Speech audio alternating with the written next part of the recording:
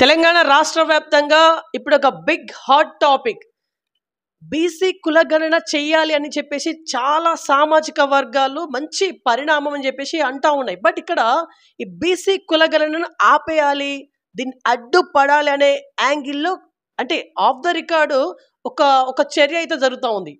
Actually ఈ BC కులగణనను ఆపే ప్రయత్నాలు ఎవరు చేస్తూ ఉన్నారు, ఎందుకు చేస్తూ ఉన్నారు? ఒకవేళ బీసీ కులగణన ఆపేస్తే వాళ్ళకి కలిగే ప్రయోజనాలు ఏంటి? ఇట్లాంటి లేటెస్ట్ ఇన్ఫర్మేషన్ తెలుసుకుందాం. ఈరోజు మనం వరంగల్ జిల్లాలో ఉన్నాము. మనతోనే ఎవరో కాదు ఉన్నది బీసీ కుల సంఘాల స్టేట్ జనరల్ సెక్రటరీ, అలాగే కాంగ్రెస్ పార్టీ నుంచి ఐఎన్టీయూసీ స్టేట్ వైస్ ప్రెసిడెంట్ ఉన్నటువంటి ప్రముఖ విద్యావేత్త సంఘ వెంకటరాజ్యం గారు మనతోనే ఉన్నారు. సో వీరి నుంచి కొంత లేటెస్ట్ ఇన్ఫర్మేషన్ అడిగే ప్రయత్నం చేద్దాం. నమస్తే, బాగున్నారా? నమస్తే అండి. ముందుగా బీవీఆర్ టీవీ న్యూస్కి యాజమాన్యానికి ధన్యవాదాలు మా అభిప్రాయ సేకరణకు వచ్చినందుకు. నా పేరు సంఘ వెంకటరాజం, ఐఎన్టీసీ రాష్ట్ర ఉపాధ్యక్షుని, జాతీయ బీసీ సంక్షేమ సంఘం రాష్ట్ర ప్రధాన కార్యదర్శిని. ముందుగాల ప్రతి పార్టీలకు అతీతంగా బీసీ కులస్తులు, బహుజనులు అందరూ కూడా ఈ బీసీ కులగణను స్వాగతించవలసినటువంటి అవసరం ఉంది. ఎన్నో ఏండ్ల త్యాగ ఫలితం, ఎన్నో ఏండ్ల బీసీ నాయకుల కొట్లాట ఫలితమే మరి మొన్న ఎన్నికలలో కామారెడ్డి డిక్లరేషన్లో రాహుల్ గాంధీ గారు ప్రకటించినట్టుగా 42% రిజర్వేషన్ మేము ప్రకటిస్తామని చెప్పారు. దానికి అనుగుణంగానే 42% రిజర్వేషన్ ఫలాలు రావాలి అంటే బహుజనులకి తప్పనిసరిగా చట్టబద్ధతతో కూడుకున్నటువంటి కులగణన జరగాలి. ఈ చట్టబద్ధతతో కూడుకున్నటువంటి కులగణన జరగకపోతే మళ్ళీ యథావిధిగా ఇంతకుముందు 1983లో ఎన్టీ రామారావు గారు 50% రిజర్వేషన్ ఇస్తాను ఇవ్వకపోవడం, తర్వాత తమిళనాడులో, ఈ మధ్యలో కర్ణాటకలో రిజర్వేషన్లు ఎన్నికలప్పుడు రాజకీయ నాయకులు స్థానిక సంస్థలలో రిజర్వేషన్, బీసీ రిజర్వేషన్ ఇస్తామని చెప్పడం, తర్వాత దానికి అనుగుణంగా వాళ్ళు అధికారంలోకి రావడం, అది న్యాయంగా చట్టపరంగా ఎట్లా కొట్టుడుపోతుందనే ఒక ఉద్దేశంతో అబద్ధాలు ప్రచారం చేయడం వల్ల మేము మోసపోయాం. ఇటువంటి మోసం జరగద్దు అంటే ఖచ్చితంగా కులగణన జరగాలి. ఈ కులగణన జరుగుతూనే చట్టబద్ధత ప్రకారం మనకు ఈ బీసీ రిజర్వేషన్ ఫలాలు తగ్గుతాయని చెప్పేసి నేను బలంగా నమ్ముతున్నాను. చట్టం కూడా అదే చెప్తుంది. దయచేసి బీసీ కులస్తులందరూ కూడా పార్టీలకు అతీతంగా అవాస్తవాలను, తర్వాత అభూతాలను ప్రచారం చేయకుండా ఈ ఉన్నత వర్గాల యొక్క మాయలో ఉచ్చులో పడకుండా దీన్ని స్వాగతించాలని చెప్పి నేను మనవి చేస్తున్నాను. ఓకే సార్, ఇప్పుడు మీరు ఇందాక ఒక పాయింట్ చెప్పిళ్ళు, పార్టీలకు అతీతంగా దీన్ని స్వాగతించాలని చెప్పేసి అన్నారు మీరు. అంటే బీఆర్ఎస్ స్వాగతించట్లేదా, బీజేపీ స్వాగతించట్లేదా, మిగతా పార్టీలు స్వాగతించట్లేవా దీన్ని? ఖచ్చితంగా బీఆర్ఎస్ పార్టీ కుట్ర అది. ఎందుకంటే దాని వ్యవస్థాపకుడే అగ్రకులాలకు సంబంధించినటువంటి వ్యవస్థాపకుడు. అసలు తెలంగాణ రాష్ట్రం వచ్చిన తర్వాత బడుగు బలహీన వర్గాల కోసం నీళ్ళ కోసం ఉద్యోగాల కోసం పోరాటం చేసినటువంటి తెలంగాణ ప్రజలను మోసం చేసినటువంటి party alias BRS party. BRS party రాగానే బీసీల యొక్క నోట్లో మంటగొట్టింది. 34% కాస్త 23% తీసుకొచ్చింది. అదేవిధంగా ఏం గుట్టు చప్పుడు కాకుండా కేంద్ర ప్రభుత్వం తీసుకొచ్చినటువంటి, బీజేపీ ప్రభుత్వం తీసుకొచ్చినటువంటి ఈడబ్ల్యూఎస్ని కూడా దీన్ని గుట్టు చప్పుడు కాకుండా తీసుకొచ్చి తెలంగాణ రాష్ట్రంలో రుద్ది బహుజనుల యొక్క, బీసీల యొక్క నోట్లలో మట్టి కొట్టినటువంటి పార్టీ బీఆర్ఎస్ నాయకులు అదే కుతంత్రాలతో, అదే ఒక ఎక్కడ కాంగ్రెస్ పార్టీకి ఇది బెనిఫిట్ వస్తుందో, ఎక్కడ దానికి పేరు వస్తుందని చెప్పేసి వివిధ బీసీ నాయకులనే ఉసుగొలిపి వాళ్ళ అసత్య ప్రచారాలు చేయడానికి ప్రయత్నం చేసింది. ఖచ్చితంగా బీఆర్ఎస్ పార్టీ బీసీలకు వ్యతిరేక పార్టీ. బీజేపీ గురించి ఏం చెప్తారు? బీజేపీ అది అగ్రకుణాలకు వత్తాసు పలికే పార్టీ. అది మీరు చూడొచ్చు. ఎందుకంటే ఈడబ్ల్యూఎస్ ఎక్కడ కూడా మేము స్వాగతిస్తున్నాం. అంటే అగ్రకులాల్లో ఉన్నవారు, పేదలు కూడా మనం రిజర్వేషన్ ఇవ్వాల్సినటువంటి బాధ్యత ఉంది, అవసరం కూడా ఉంది.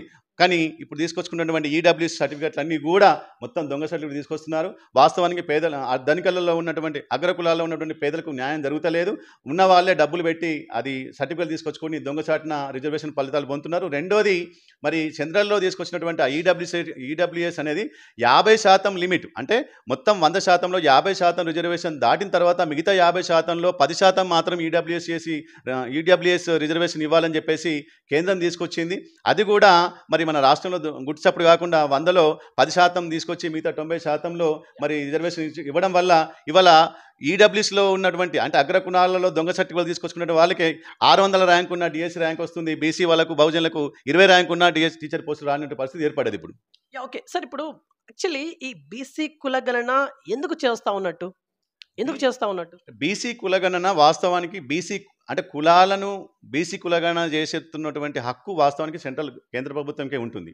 అంటే సెన్సెక్స్ చేయాలంటే బీసీలకు బీసీ కులగణన పేరు మీద చేసే హక్కు మాత్రం మనకు వాస్తవానికి కేంద్ర ప్రభుత్వానికి ఉంటుంది. కానీ కేంద్ర ప్రభుత్వం అక్కడ ఒక కుతంత్రంతో మరి బీజేపీ ప్రభుత్వం అక్కడ ఏర్పాటు చేయడం లేదు, అంటే కులగణన చేయడం లేదు. మరి రాష్ట్ర ప్రభుత్వాలు కులగణన చేసే హక్కు ఉండదు, వాస్తవానికి అధికారం ఉండదు. కానీ ఈ కులాన్ని కూడా యాడ్ చేసుకుంటూ వివిధ సామాజిక ఆర్థిక అంశాలతోటి వాళ్ళు ఒక 74-75 ప్రశ్నలతోటి మరి ఉద్దేశం మాత్రం కులమే.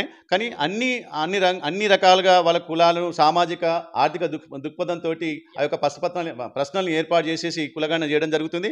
కులగణన చేస్తేనే అధికారికంగా చట్టపరంగా మనకు రిజర్వేషన్ 42% పొందడానికి ఆస్కారం ఉంటుంది.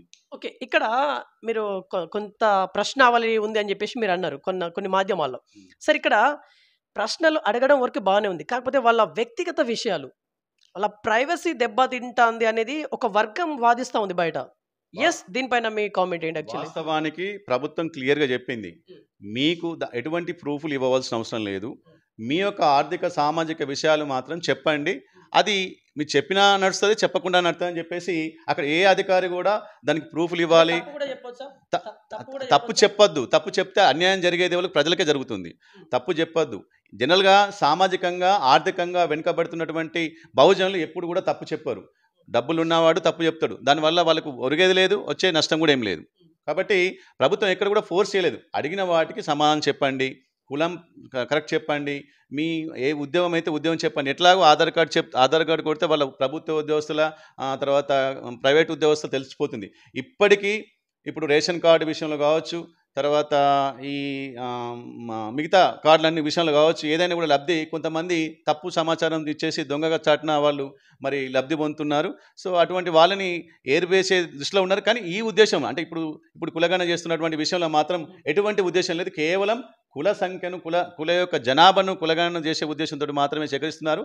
దానిలో భాగమే ఈ అన్ని మిగతా ప్రశ్నలు అడుగుతున్నారు. ఓకే, మీరు బీసీ కుల సంఘాలకి రాష్ట్ర ప్రధాన కార్యదర్శిగా ఉన్నారు మీరు. సో ఇక్కడ ప్రధాన కార్యదర్శిగా ఉండడం గొప్ప విషయం కాదు యాక్చువల్లీ. ఆ పర్టికులర్ హోదాలో మీరు బీసీ కులస్తులకి ఏం చేసిళ్ళు?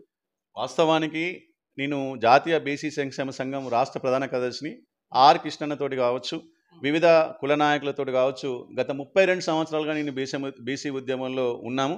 ఇక్కడ వరంగల్లో బొబ్బిలి గారితో, కూరపాటి వెంకటనారాయణ గారితో, ప్రొఫెసర్ మురళీ మనోహర్ గారితో, చాలామంది బీసీ ఉద్యమాల నాయకులతో, మన జాజ శ్రీనివాస్ గౌడ్ గారితో అందరితోటి మేము బీసీ ఉద్యమాలు చేశాం. బీసీల హక్కుల కోసం మేము మరి అప్పుడు ఉమ్మడి ఆంధ్రప్రదేశ్లో ఏపీ భవన్లో వారం రోజులు కూడా మేము నిరాహార చేసి మనం బీసీ ఫెలోషిప్ని తీసుకొచ్చినటువంటి ఘనత మాది. రెండోది, ఎక్కడ బీసీ సమాజానికి అన్యాయం జరిగినా మేము ముందుండి పోరాడుతున్నాం. మరి ఇవాళ కులగణన ప్రభుత్వం చేపట్టడానికి కారణం, ఇవాళ కులగణన 42% రిజర్వేషన్ ఇవ్వడానికి కారణం కూడా మేము ఎన్నికల మేనిఫెస్టోలో పెట్టాలని చెప్పేసి కాంగ్రెస్ మీద ఒత్తిడి తీసుకొచ్చింది కూడా బీసీ సంఘాలని చెప్పి మరవద్దని చెప్తున్నాం.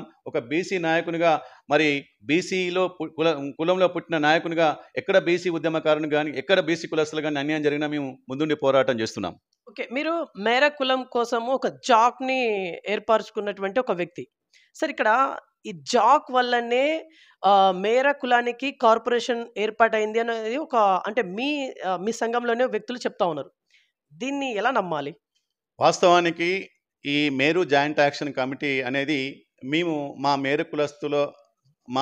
రాష్ట్ర మేరు సంఘం యొక్క సంక్షేమం కోసం, రాష్ట్ర మేరు కులస్తుల యొక్క సంక్షేమం కోసం, రాష్ట్ర మేరు నాయకత్వ అంటే పటిష్టమైనటువంటి నాయకత్వం కోసం మేము మా మేరు కులస్తుల మధ్యలో సయోధ్య సమన్వయం ఏర్పాటు చేయడానికి ఈ జాయింట్ యాక్షన్ కమిటీ ఏర్పాటు జరిగింది. వివిధ స్థాయిలో ఉన్నటువంటి మా మేరు కులస్తుల యొక్క సంఘాల యొక్క ఐక్య వేదిక తయారు చేసి దీన్ని ఏర్పాటు చేయడం జరిగింది. దీని ఉద్దేశము మా మేరు సంఘంలో ఉన్నటువంటి వ్యక్తిగత పగల కోసం కాదు, అందరినీ కలగలుపుకొని మన మేరు సంఘాన్ని, రాష్ట్రంలో 2% జనాభా ఉన్నటువంటి మా కులాన్ని ఐక్యతంగా ఒక వేదిక మీద తీసుకొచ్చడానికి ఈ జాయింట్ యాక్షన్ కమిటీ ఏర్పాటు చేయడం జరిగింది.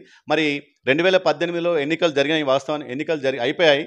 పదవి అయిపోయిన తర్వాత అప్పటి నుంచి ఇప్పటి వరకు మా సంఘంలో కొంత మరి నాయకుల మధ్య సమన్వయం సయోధ్య లేకపోవడం వల్ల మేము ఏం చేసినామంటే సపోర్ట్గా ప్రభుత్వ సంక్షేమ పథకాలు పొందడానికి, ప్రభుత్వంతో పోరాటం చేయడానికి మేము జాయింట్ యాక్షన్ కమిటీ, దీనిలో అందరూ సంఘం అంటే నాయకులు ఉన్నారు, కుల సంఘ నాయకులు ఉన్నారు, స్థానిక సంఘం అందరూ ఉన్నారు. దీనిలో వేరే భేదాభిప్రాయం లేదు.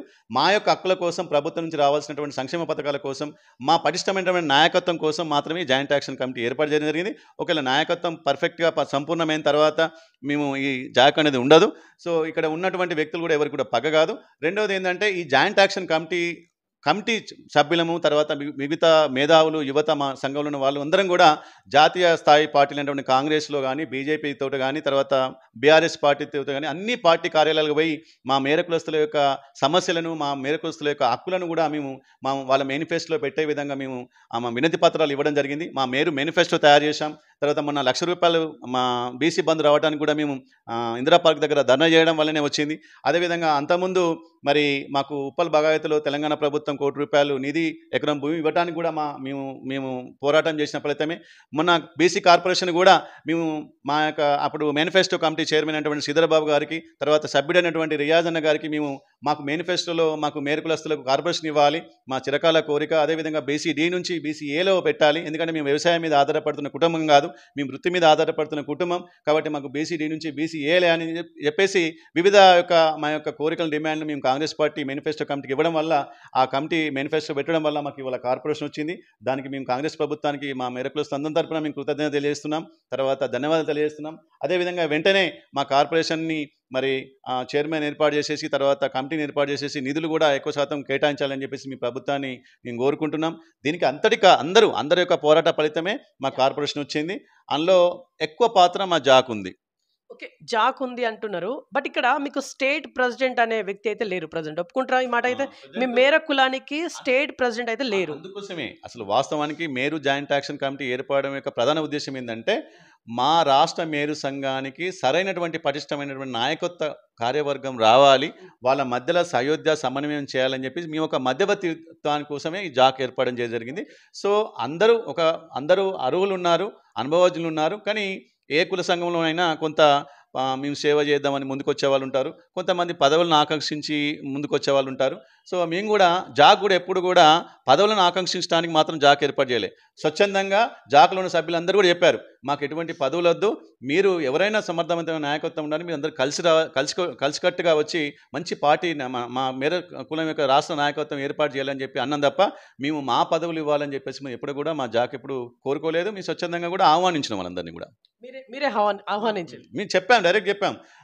మేరు జాక్ నేను ఒక వ్యవస్థాపకునిగా చెప్పాం, మాకు ఎటువంటి కోరికలు లేవు, మీరు ఎవరైనా సర్లేదు, ఎవరైనా మనం కులం కోసం పోరాటం చేసేవాళ్ళు మీరు ముందుకొచ్చి మీరు రాష్ట్ర మేరు సంఘం యొక్క నాయకత్వ లక్షణాలు మీరు తీసుకొని బాగుపరచాలి. మనం అందరం ఒక కులంగా తక్కువ జనాభా ఉన్న మోస్ట్ బ్యాక్వర్డ్ కులం కాబట్టి మనం ఖచ్చితంగా వెదిగి ఐకమత్యంగా ఉండి ప్రభుత్వం నుంచి రావాల్సినటువంటి సంక్షేమ పథకాలు పొందాలనే ఉద్దేశంతో మాత్రమే మేము ఈ యొక్క మేరు జాయింట్ యాక్షన్ ఏర్పాటు చేయడం జరిగింది. దానిలో భాగమే మేరు బంధు, బీసీ బంధు కావచ్చు, ఈ కార్పొరేషన్ కావచ్చు, బీసీ డి నుంచి బీసీఏకి దాదాపు ఇవాళ రాష్ట్రంలో మీరు సోషల్ మీడియాలో చూడండి, బీసీ డి నుంచి బీసీఏలకి కోరుకుంటున్నటువంటి ప్రధానమైన కులంలో మాది వాళ్ళు ఉంది. దానికి కారణం ఏంటంటే జాక్లో ఉన్న సభ్యులు నిరంతరం ప్రతినిధులకు ఇవ్వడం చేయడం జరుగుతుంది. ఓకే, ఇప్పుడు బీసీ కులగణన కనుక సక్సెస్ఫుల్గా గావిస్తే సార్ మీకు దామాషా ప్రకారం మీకు అన్నిట్లలో ప్రావీణ్యత లభించే అవకాశం ఉందా? ఖచ్చితంగా ఒక బీసీ నాయకునిగా నేను కోరుతున్నా, మా మేరకులమే కాదు, మోస్ట్ బ్యాక్వర్డ్ ఉన్నటువంటి వీరముష్టోళ్ళు, వీరభద్రములు కావచ్చు, పూసలు కావచ్చు, యాదవులు కావచ్చు, అందరూ కూడా వాళ్ళ జనాభా ప్రాతిపదిక మీద అక్కడ స్థానిక సంస్థల్లో జడ్పీటీసీలు కావచ్చు, ఎంపీటీసీలు కావచ్చు, సర్పంచ్లు కావచ్చు, అన్ని అవకాశాలు రావడానికి కొట్లాడటానికి ఆస్కారం ఉంటుంది. అందుకోసమే బీసీ కులగణన జరగాలని చెప్పేసి మేము డిమాండ్ చేస్తున్నాం బీసీ సంఘం తరపున.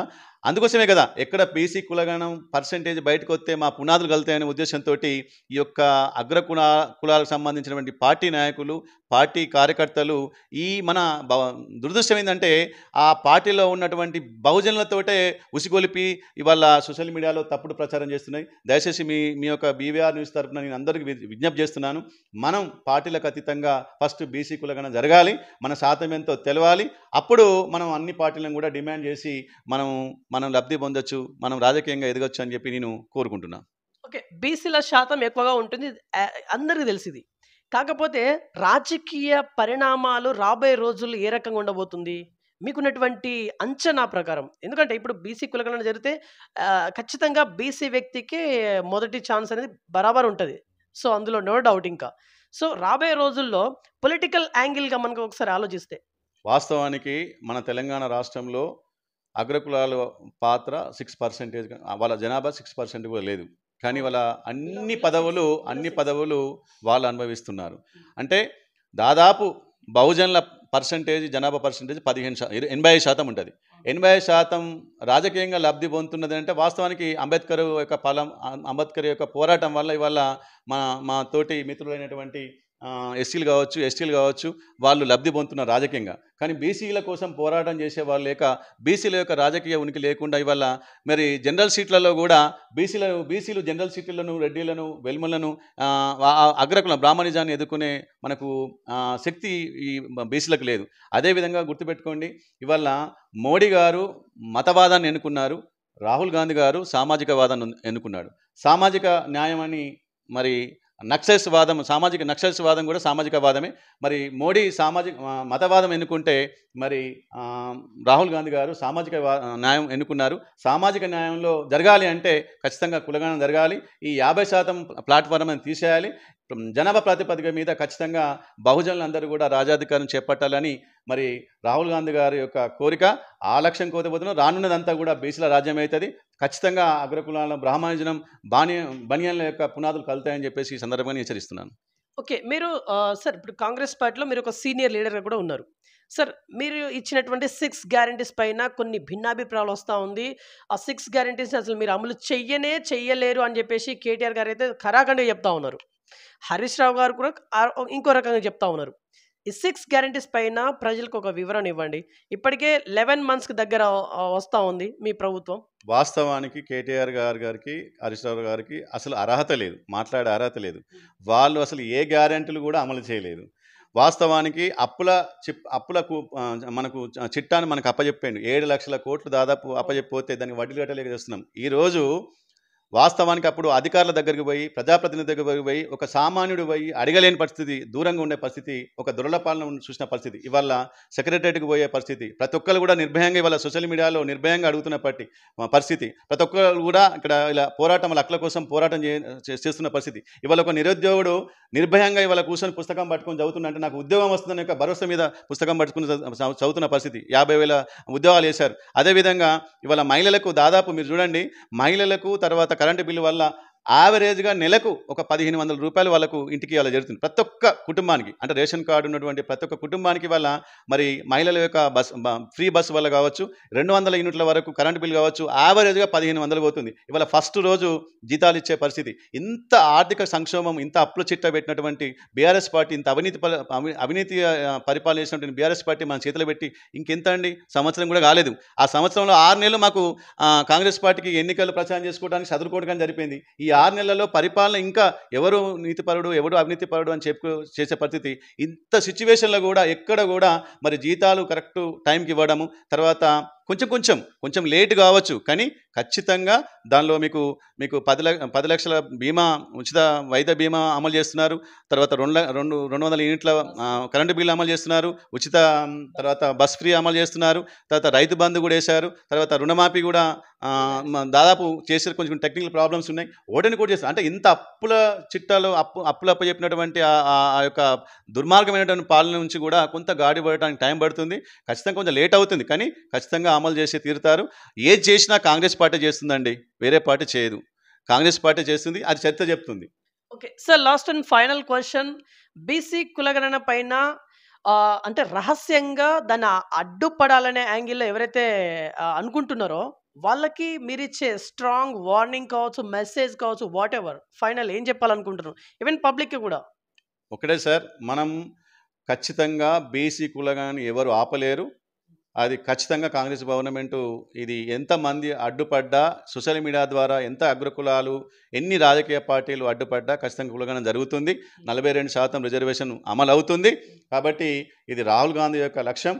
ఇక్కడ కాదు, భారతదేశానికి ఇది ఒక రోల్ మోడల్గా అవుతుంది. భారతదేశంలో మొట్టమొదటిసారిగా బీహార్ రాష్ట్రం చేసింది, రెండో రాష్ట్రం మన తెలంగాణ చేస్తుంది. ఖచ్చితంగా మిగతా అన్ని రాష్ట్రాల్లో కూడా కాంగ్రెస్ ప్రభుత్వ పరిపాలన ఉన్నటువంటి అన్ని రాష్ట్రాలు కూడా బీసీ రిజర్వేషన్ అమలు చేస్తాయి.